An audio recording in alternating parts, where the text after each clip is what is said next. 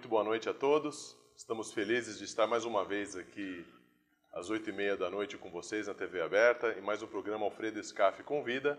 E hoje o nosso convidado é uma pessoa muito especial do meu convívio, um advogado brilhante, extremamente dedicado ao que ele gosta de fazer, o Dr. Eduardo Alvim, que é doutor, mestre, professor do curso de especialização, do curso de doutorado, mestrado em Direito Processual Civil da PUC, Pontifícia Universidade Católica de São Paulo.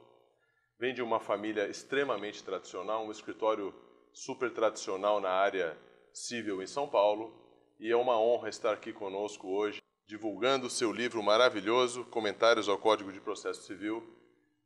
Obrigado pela sua presença, doutor Eduardo. Ora, Alfredo, prazer estar aqui conosco. Ora, Alfredo, o prazer é todo meu.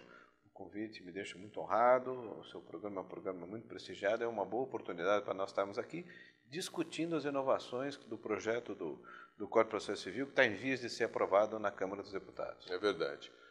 Doutor Eduardo, o Código de Processo Civil, que nós estamos falando para um público que é de advogados, mas também de pessoas que não estão com muita intimidade na área jurídica, o Código de Processo Civil é aquele que instrumentaliza todas as normas civis do nosso país, né? Inclusive as normas trabalhistas também dependem do Código de Processo Civil. Essas alterações que estão sendo discutidas agora no Congresso Nacional já há muito tempo, como é que o senhor tem acompanhado e quais são as principais alterações que vão melhorar, dar mais eficiência no mundo jurídico para a nossa classe de advogados? Alfredo, eu tenho a impressão que o Código mexeu em diversos pontos nevrálgicos. É preciso que se tenha em mente que o Código só não resolve o problema da morosidade da justiça. A morosidade da justiça no Brasil, que é o principal problema com que a gente se defronta, é o principal problema de descrédito da população em geral no judiciário, tem várias causas, né? Mas uma delas, com certeza, residia num Código de Processo Civil muito arcaico. A gente tem um código hoje, o código vigente hoje é um código promulgado em 1973, cujo anteprojeto é de 1964, portanto tem 50 anos. E, evidentemente, esse código já não mais atendia à realidade que nós vivemos hoje. É nesse sentido que eu acho que o projeto do novo código veio adequar-se à nova realidade que nós estamos vivendo. É verdade. Adequar a nova realidade quer dizer mais ou menos o seguinte, para quem não é do mundo jurídico. O código foi promulgado em 1973. Os valores mudaram muito, né, doutor Eduardo? A chegada da informática, a velocidade das informações, o judiciário já precisa de normas novas. O Código de Processo Civil é uma instrumentalização de via rápida, ou, se tiver arcaico como está, acaba atrasando os processos, né, doutor Eduardo? Quer dizer, precisa renovar porque o mundo mudou, os valores mudaram e o fato mais valor precisa de uma norma nova, né? Você sabe qual é o principal problema, Alfredo, na minha opinião? O principal problema que realmente torna o acesso ao judiciário uma ficção no Brasil é que você entra, mas você não sai. Ontem à noite, eu estava jantando com o professor Joaquim de Assis, que é meu sócio e coautor desse livro, e nós estávamos conversando o seguinte, estávamos com outros amigos, e um dos amigos dizia o seguinte, olha, eu conversava com meu pai advogado, que já é um homem de 80 anos, ele dizia o seguinte, quando eu me formei, isso é uma estatística razoavelmente aceita, né? Um processo demorava 3, 4 anos para transitar em julgado no Supremo Tribunal Federal. Hoje demora de 15 a 20.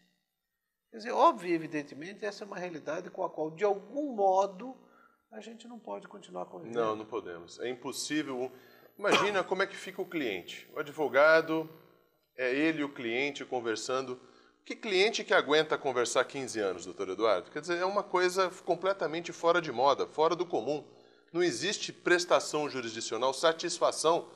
O que o advogado pode prestar com uma justiça que dura 15 anos? E com tantos recursos que, na verdade, não trazem novidade nenhuma para a decisão.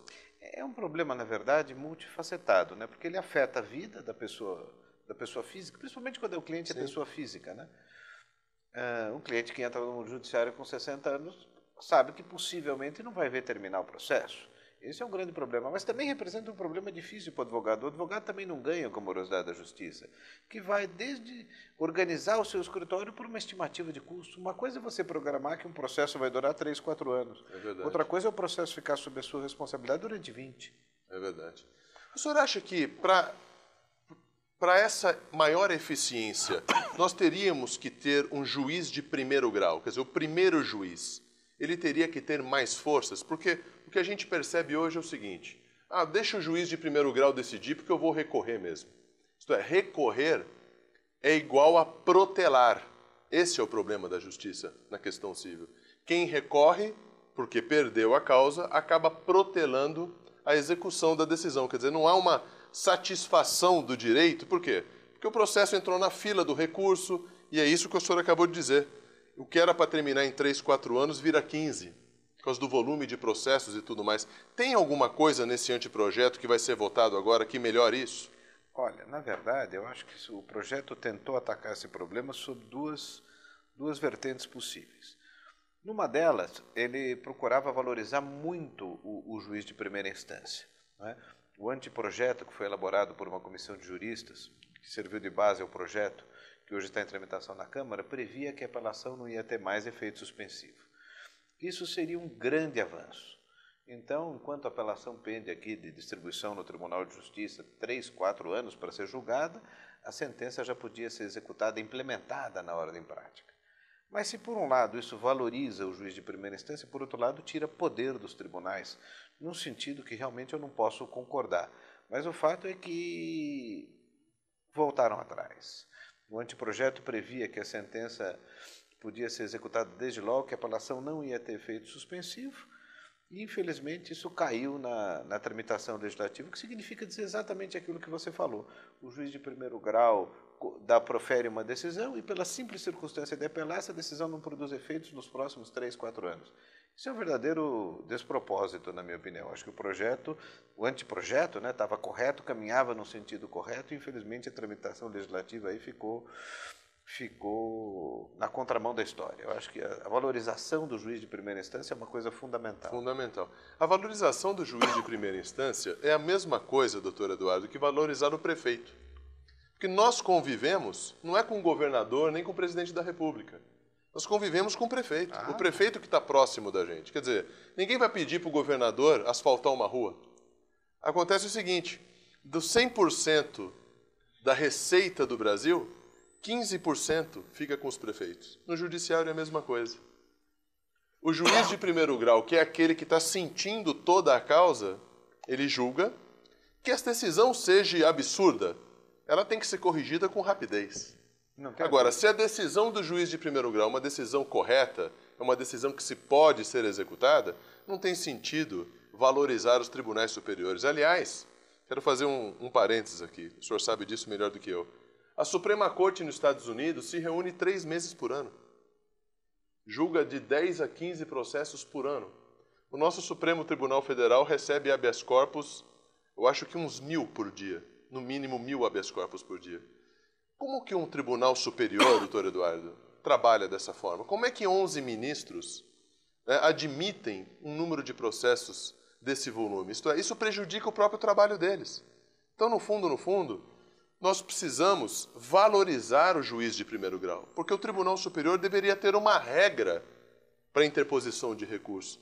Não é todo recurso que deveria chegar em instância superior. O senhor não acha correto isso? Acho corretíssimo. Acho que esse problema pode ser atacado por 2 vertentes e está sendo atacado. Um deles, Scaf, me permite trazer para você alguns números. Você sabe que as estatísticas do CNJ apontam que o Brasil tem 90 milhões de processos. O que significa dizer, assim, grosso modo, 180 milhões de partes. Sim. Dessas 180 milhões de partes, vai falar, bom, então o acesso à justiça é razoável. O Brasil tem 200 milhões de pessoas. Mas você pega 51% desses processos são das pessoas políticas. 36% são de bancos e 6% são de empresas de tele. Você sabe o que isso significa dizer? Como esses bancos, empresas de tele e pessoas políticas discutem muitas vezes a mesma coisa, eu tenho uma infinidade de processos nesses 90 milhões de causas repetidas. E o que acontece? O Superior Tribunal de Justiça firma uma orientação. O Superior Tribunal de Justiça é um órgão de cúspide, o órgão que diz a última palavra em matéria de lei federal. O Supremo, o órgão que diz a última palavra em matéria de direito constitucional. E hoje não existem mecanismos para, enfim, levar que os tribunais locais obedeçam essas decisões. Pelo contrário, O Código diz que essas decisões do Supremo em matérias repetitivas não precisam ser observadas, decisões do Superior Tribunal de Justiça não precisam ser observadas. Isso, na verdade, é um farisaísmo. É um verdadeiro absurdo. Essas decisões precisam ser respeitadas. São os órgãos de cúspide. Sem dúvida. E o Código feriu esse ponto. Estabeleceu isso, para mim, vai ter uma repercussão muito grande. Decisões dos tribunais superiores têm que ser respeitadas para diminuir esse número enlouquecido de recursos que sobem aos tribunais superiores para discutir a mesma matéria. É absurdo. Decide, não cabe assinatura básica, não cabe cobrar por assinatura básica. E continuam subindo recursos. Isso não tem sentido. Para que eles sejam obrigados, desculpe só te interromper, para dizer a mesma coisa. E de causas envolvendo inclusive o consumidor, que jamais poderiam ter tantos recursos, porque o consumidor precisa de decisão rápida. Não tenha dúvida. Doutor Eduardo, por que a súmula vinculante não pegou? Porque o próprio nome diz que se ela é vinculante, para quem não entende, ela vincula as demais decisões inferiores. Isto é, como o doutor Eduardo disse, uma causa bancária, uma causa de consumidor, que já foi decidida inúmeras vezes da mesma forma, ela passa a ser uma súmula e ela vincula as decisões inferiores até para dar celeridade, para dar eficiência.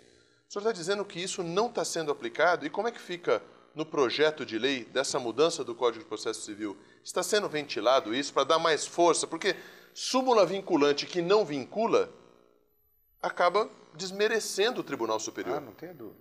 Eu acho que são dois pontos aí. Primeiro, o Código deu muita força para as orientações firmadas mesmo, não precisa nem ser súmula.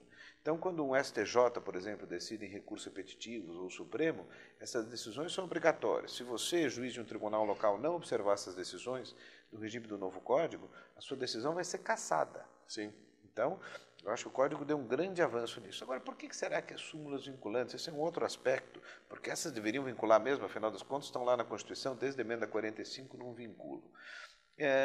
Bom, vincular, na verdade, elas vinculam. Mas por que elas são tão criticadas? Eu acho que por dois motivos. A Constituição diz que as súmulas vinculantes elas devem ser editadas em matéria constitucional quando houver uma controvérsia grave, quando houver uma discussão sobre... Será que o Supremo tem observado isso? Não. Eu te reporto, por exemplo, o problema das súmulas vinculantes das algemas. Né? Que espécie de discussão constitucional havia por trás disso para justificar a edição de uma súmula vinculante? Né? Então, eu acho que o Supremo, na verdade, em muitos dos casos, tem fugido dos pressupostos constitucionais para editar súmulas vinculantes e isso contribui para a desmoralização do Instituto. Com certeza. E acaba tendo o maior número de processos naqueles que não podiam julgar tantos processos, os tribunais superiores. Eles mesmos estão causando essa enxurrada de processos nos tribunais superiores. Porque se cabe recurso para tudo, né? Se cabe recurso especial para tudo, se cabe recurso extraordinário por uma série de outras hipóteses, quer dizer, o processo não termina nunca. Isso está errado. Não é possível, doutor Eduardo, que as cabeças pensantes do Brasil, Congresso Nacional, Senado e o próprio Judiciário, não queiram essa mudança. Eles precisam querer isso. E o projeto de lei está abrangendo essa mudança? O que o senhor acha? Eu acho que o projeto de lei, nessa parte, andou bem, ao estabelecer que essas decisões têm que ser observadas e obrigatoriamente pelos juízes inferiores. Agora, e o juiz vai ser punido se ele não observar? Não, a lei propriamente não prevê isso. A lei prevê que a decisão dele vai ser cassada. Mas eu tenho a impressão que isso pode ensejar uma punição em sede administrativa, né? Com certeza. Sem dúvida alguma. Agora, tem um outro aspecto que eu queria salientar para você, que é o seguinte. Existe um movimento no mundo inteiro, isso ocorre na Itália, isso ocorre no Japão, né? Isso ocorre há muitos anos nos Estados Unidos, isso ocorre na Alemanha, quer dizer, isso ocorre em países de primeiro mundo. De só se levar aos tribunais superiores, é um assunto que você já referiu, a passar, questões realmente relevantes, né? Isso suscita, por um lado, uma discussão que, na minha cabeça, não tem muito sentido. Alguns dizem, não, mas se eu não puder levar a minha questão para o Superior Tribunal de Justiça ou a minha questão para o Supremo Tribunal Federal, isso seria antidemocrático. E você sabe o que eu te respondo? Não é. Não é mesmo. Não é, sabe por quê? Porque a sua questão interessa só a você. O Superior Tribunal de Justiça, na verdade, e o Supremo Tribunal Federal, ele tem que proferir, ele é concebido para proferir decisões paradigmáticas que interessem para o país inteiro. Macro. Não é para discutir a questão do Alfredo ou a questão do Eduardo. É verdade. É para discutir teses que repercutem. Então, existe, em relação ao recurso extraordinário, um instituto chamado repercussão geral. Você só leva via recurso extraordinário questões que interessem à sociedade como um todo. E isso melhorou muito o funcionamento do Supremo de 2004 para cá. Existe um projeto de emenda constitucional para instituir a mesma coisa no Superior Tribunal de Justiça. E uma parte da doutrina, uma parte dos advogados acha isso democrático. Eu não acho. Eu acho isso fundamental, isso racionaliza o trabalho do Superior Tribunal de Justiça e dá a ele aquela feição que ele tem que ter constitucionalmente. Ele edita decisões paradigmáticas sobre temas que interessam para toda a sociedade. Sabe por quê? Senão fica essa história. Um recurso demora 15 anos para ser apreciado e prejudica todo mundo. Por quê? Porque o Alfredo pode chegar lá para discutir uma causa que interessa só para ele, o Eduardo também. Então, eu sou radicalmente a favor de instituir para o Superior Tribunal de Justiça um mecanismo similar a esse da repercussão geral. Os tribunais de cúpula não são tribunais como os tribunais locais, são tribunais para editar decisões que interessem para o país inteiro. Com certeza. Por que nos Estados Unidos a Suprema Corte funciona e funciona para editar casos paradigmáticos? Porque você tem o writ of certiorari lá há 200 anos, que faz com que o tribunal tenha uma ampla margem de liberdade, alguns falam em discricionariedade judicial, para selecionar. E o tribunal inferior tem força. Que ele vai julgar. Pois é, correlatamente, a partir desse momento, o tribunal inferior, o tribunal estadual, deixa de ser um tribunal de passagem e passa a ser um tribunal que, na maior parte das vezes, profere a decisão definitiva. Com certeza. Nós vamos a um pequeno intervalo, já voltamos com o professor Eduardo Alvim nessa aula maravilhosa. Obrigado.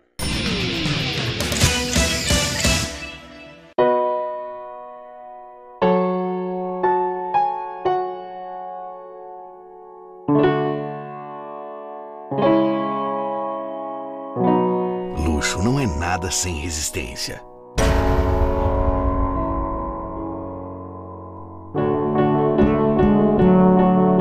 Mitsubishi Pajero Dakar. Para quem gosta do luxo, mas não se contenta só com ele.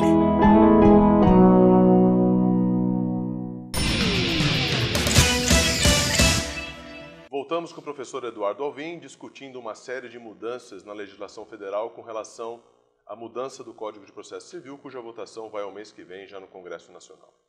Doutor Eduardo, o sistema de precedentes, isto é, respeitar uma decisão que já fora repetida muitas vezes pelos tribunais, no sentido de que nem todo recurso possa chegar a um tribunal superior, isto é, fortalecer os tribunais inferiores, executar com mais rapidez as decisões e fazer com que esse procedimento de adoção seja respeitado pelo judiciário e pela advocacia. O senhor acha que isso vai engessar o judiciário ou o senhor acha que isso vai dar celeridade ao judiciário? Olha, eu acho o seguinte, eu acho que para a nossa realidade particular essas modificações são fundamentais. Elas são, mesmo porque a lei, tanto a lei como a Constituição, prevêem mecanismos de revisão dessas orientações sedimentadas. Existe um princípio que muitas vezes é invocado, não é, para procurar afastar, discutir a legitimidade mesmo dessas, vamos dizer assim, dessas imposições das orientações dos tribunais superiores aos juízes inferiores e tribunais locais, que é o princípio do livre convencimento motivado.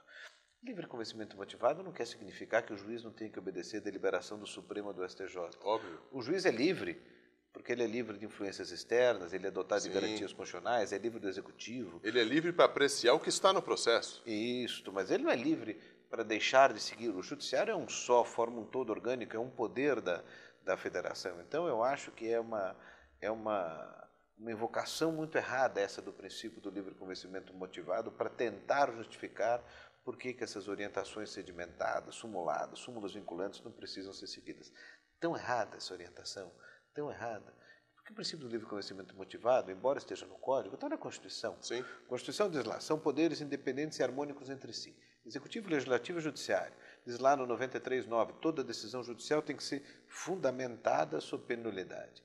Mas é tão mal invocado esse princípio que, por sugestão de um professor da PUC de São Paulo, o projeto do Código Novo não tem mais o princípio do livre convencimento motivado. Mudou alguma coisa? Não mudou, porque o princípio do livre convencimento motivado está na Constituição. Com certeza. Mas justamente para que não invoquem mais, não deturpem esse princípio a ponto de dizer que ele impede que essas orientações simuladas e sedimentadas tenham que ser seguidas. É verdade. Até porque o que a gente aprende na faculdade, o que a gente ensina na faculdade é o seguinte: quem é que vai para o tribunal? O juiz com experiência para julgar as causas decididas pelos juízes de instância inferior. Então não tem desculpa.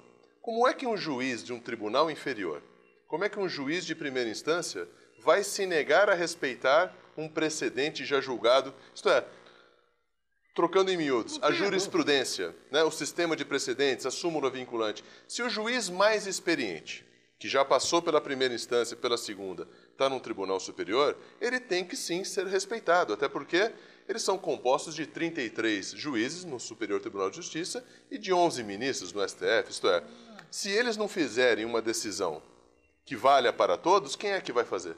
Não tem dúvida. Se errarem, paciência. Sejam os últimos a errar. Mas é assim que o sistema funciona. E quando eles erram, eles têm humildade para se autocorrigir. Claro. Isso já aconteceu inúmeras vezes. O sistema prevê mecanismos para isso, para instá-los a modificar.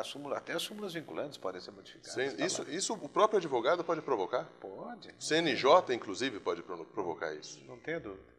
Doutor Eduardo, tem um assunto que eu gosto muito, e o senhor está participando da Comissão de Juristas do Senado, que, paralelamente a tudo que nós acabamos de conversar, vai ajudar demais na celeridade da justiça, que é o Instituto da Arbitragem.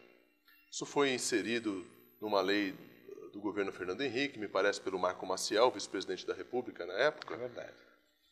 Mas até agora o Instituto da Arbitragem ele fica reduzido a, vamos dizer, a camadas superiores da sociedade, a grandes contratos de sociedades multinacionais. Porque o Instituto da Arbitragem, o que ele é, na verdade? É escolher um árbitro num contrato de direito privado para que não haja necessidade de ir ao judiciário que vai decidir da mesma forma como o árbitro decidiria. Isto é, nós não estamos, na verdade, jogando o judiciário no lixo, não é isso. Nós estamos optando por uma forma de resolver um conflito de uma maneira exclusivamente privada. O senhor não acha que isso, inúmeras pequenas causas, milhões de causas, podem ser solucionadas por árbitros? E se eventualmente a decisão for teratológica, nada correta, pode-se recorrer ao judiciário de uma decisão, vamos supor, maluca, que não tem sentido, mas o árbitro vai ajudar muito a sociedade. O senhor não acha isso, doutor Eduardo? Olha, você tem razão em vários pontos, né? Primeiro, a lei da arbitragem é de 96, mas o Supremo demorou uns 4, 5 anos para julgar um reconhecimento de uma sentença arbitral vinda da Espanha, e só a partir desse momento que o Supremo firmou pela constitucionalidade da lei da arbitragem, que a arbitragem, então, começou a ganhar campo no Brasil. Então, é um instituto que está, vamos dizer, difundido entre nós há 12, 13 anos, né, na verdade. E ele tem realmente esse perfil. O perfil que existe hoje da arbitragem é um perfil de grandes conflitos, grandes corporações envolvidas, disputas milionárias, né?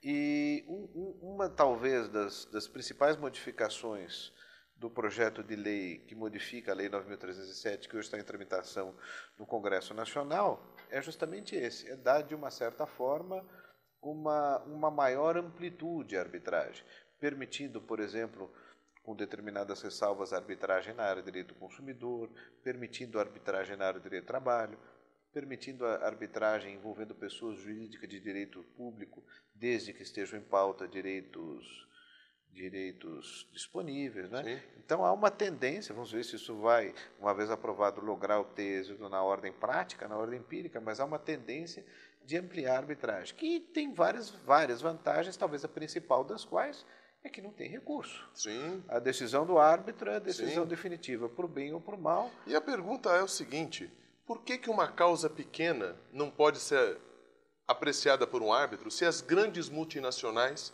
confiam suas causas à arbitragem? Claro, essa é a grande pergunta. Isso tem que ser desmistificado. Tem que ser desmistificado, porque o árbitro pode ser um advogado experiente, um ex-juiz, um ex-promotor, pode ser...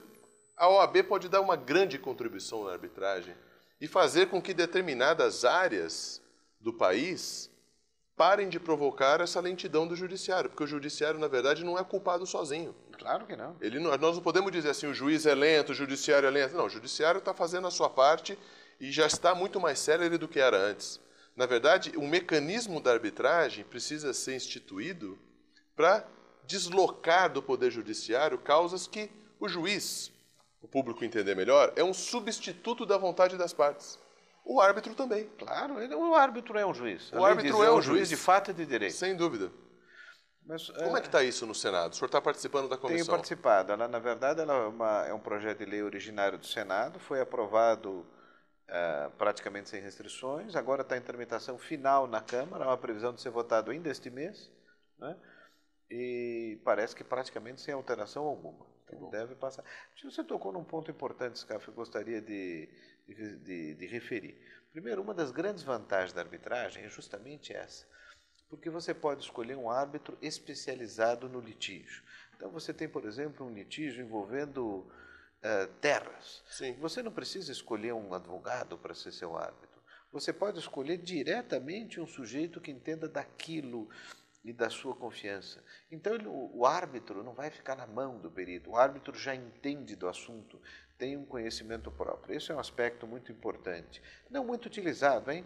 A maioria dos árbitros são advogados e a função de árbitro não é exclusiva de advogado, absolutamente. Não é. Mas a especialidade da arbitragem faz com que a gente pense, porque as pessoas acham que o juiz sabe tudo. Claro. O juiz é especialista em determinadas matérias, mas o número de matérias que pode ser colocado para um juiz, ele precisa estudar o processo, coisa que o árbitro, eventualmente, já estaria acostumado com aquilo. Julgaria com mais rapidez. Agora, essa lei, ela também feriu um ponto muito importante. Foi objeto de muita discussão, mas ela, a meu ver, caminhou no sentido correto, né? Que é o problema da escolha dos árbitros. Um dos princípios que impera na arbitragem é justamente o seguinte: porque envolve direitos disponíveis, Alfredo e Eduardo, se estão no litígio, tem que ter ampla margem de liberdade para escolher o árbitro que quiserem. Sim. E isso nos põe de frente com o problema das listas dos árbitros. Muitas vezes você vai a uma câmara de arbitragem e tem lá uma lista. Como é que você faz? Aí eu, como advogado de uma parte, eu confio muito, para dar um nome assim absolutamente ilibado, o ministro José Carlos Moreira Alves. Sim. É a maior autoridade em direito civil no país. Ah, mas o ministro José Carlos Moreira Alves não figura da lista. Como é que eu faço? Mas eu quero indicar o ministro Moreira Alves. Mas aí eu vou ponderar para o meu cliente, mas ele não figura da lista. Se a outra parte indica um árbitro da lista, será que ele não vai ter mais influência? Paira sempre esse tipo de dúvida, né? Essas listas, na verdade, elas, de um lado, são compreensíveis, mas, de outro lado, elas batem de frente com o princípio que inspira a arbitragem, que é a liberdade de escolha do árbitro pelas partes. E a lei, depois de muita discussão, o projeto de lei ora em tramitação na Câmara, foi muito incisivo nesse ponto, admitindo que as partes escolham árbitros de sua confiança. Sim. A confiança da parte no árbitro é fundamental. E ela dispõe dessa escolha. É claro, é fundamental para a arbitragem. Vamos falar um minutinho do livro? Perfeitamente. Como é que está o livro? Foi lançado quando? Está maravilhoso. Olha, esse livro foi recém-lançado, é a terceira edição de um comentário que nós escrevemos, eu, o meu pai, o professor Rodolvinho, o professor Aquim de Assis, que é nosso sócio. Já tem remissões ao novo código, né? Maravilha. Que está aí tramitando. E vamos ver, acho que ainda o Código de 73 comporta mais uma edição ainda. É verdade. Olha, nós tivemos o prazer hoje, o orgulho dessa aula magna, maravilhosa, do professor Eduardo Alvim, advogado brilhante aqui em São Paulo. Professor, tem muita coisa para a gente conversar ainda, viu? Espero revê-lo aqui novamente. O prazer será todo meu. Muito obrigado. Muito obrigado a todos. Até a próxima segunda-feira, às 8h30 da noite. Obrigado para você que nos assistiu e que está nos prestigiando nas redes sociais. Muito obrigado.